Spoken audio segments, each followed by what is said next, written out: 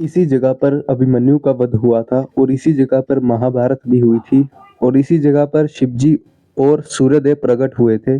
आओ आज के समय में एक ऐसी दिखती है, हम आपको दिखाते हैं।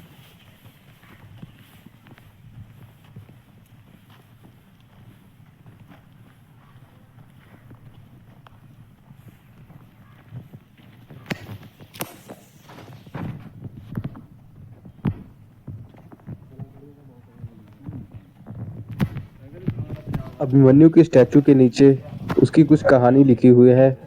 पंडित जी हमको ये पढ़ के सुनाएंगे। महाभारत युद्ध के अर्जुन युद्ध के मैदान में दूर गति से लड़ने में व्यस्त थे। इस अवसर पर लाभ उठाते हुए कौरवों के सेनापति द्रोणाचार्य ने चक्रव्यूह की रचना की। पांडव पक्ष में अर्जुन ही एकमात्र योद्धा थे और चक्रव्यूह भेदना में प्रागत थे।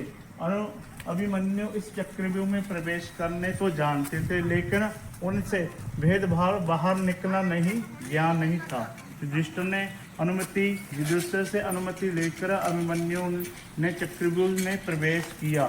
जयद्रथ ने इस दिन चक्रव्यूह के प्रवेश द्वार पर भीम सहित पांडवों की सेना के अन्य योद्धाओं को आगे बढ़ने नहीं दिया। इसलिए अभिमन्यु को अकेले ही लेकर कौरव महारथियों से गिरे हुए इस चक्रव्यूह में युद्ध करने पर चक्रव्यूह में केंद्रीय भाग में पहुंचने से पहले अभिमन्यु ने कौरव पक्ष से लक्ष्मण रुक्मी इत्यादि वृद्धबल इत्यादि कई योद्धा और भी मार डाले। अभिमन्यु के घोर पराक्रम को देखते हुए चक्रव्यूह के बीच में द्रोणाचार्य, दुशासन, अश्वत्थामा, कर्ण, शकुनि और दुर्योधन, कृपाचार्य आदि सत महारथियों एवं अन्य कई योद्धों ने मिलकर अभिमन्यु को पराजित किया और जो धर्म युद्ध के नियम के विरुद्ध था। अभिमन्यु ने सभी योद्धों को एक एक बार पराजित किया। इस पराजित का बदला लेने के लिए अश्वत्थामा, कर्ण, द्रोणी इत्यादि मन्यु के सभी अस्त्रों को काट डाला। बुरी तरह घायल अभिमन्यु ने अंत में अपने सूखे रखे पहिए को लेकर इन योद्धों से युद्ध जारी रखा।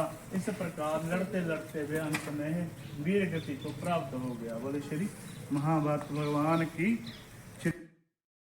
उसके बाद हमने इस पूरे चक्रव्यूह की सैर की।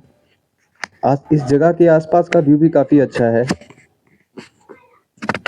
लोगों का कहना है कि इसी जगह पर महाभारत हुई थी और इसी जगह पर अभिमन्यु का वध भी हुआ था। और पास ही में एक कुंड है जहां पर सूर्यदेव प्रकट हुए थे और महादेव जी भी यहाँ पे प्रकट हुए थे। हम इसके बारे में कुछ बातें पंडित जी से पूछते हैं। अदिति माता ने 88 जगह तपस्या की थी, जब महादेव प्रकट हो गए उस समय संभव है। उससे फिर भगवान भोलेनाथ ने आशीर्वाद दिया जाता है किस तरह होगा। सूर्य भगवान की जन्मभूमि है मार्कंड ऋषि के नाम से। हाँ, यहाँ पर महाभारत हुआ था। ये चक्रव्यूह रचना हुई थी महाभारत की टाइम पे। अभिमन्यु वध हुआ था यहाँ पर 48 कोस का जो एरिया नापता था उससे युद्ध होना पड़ा।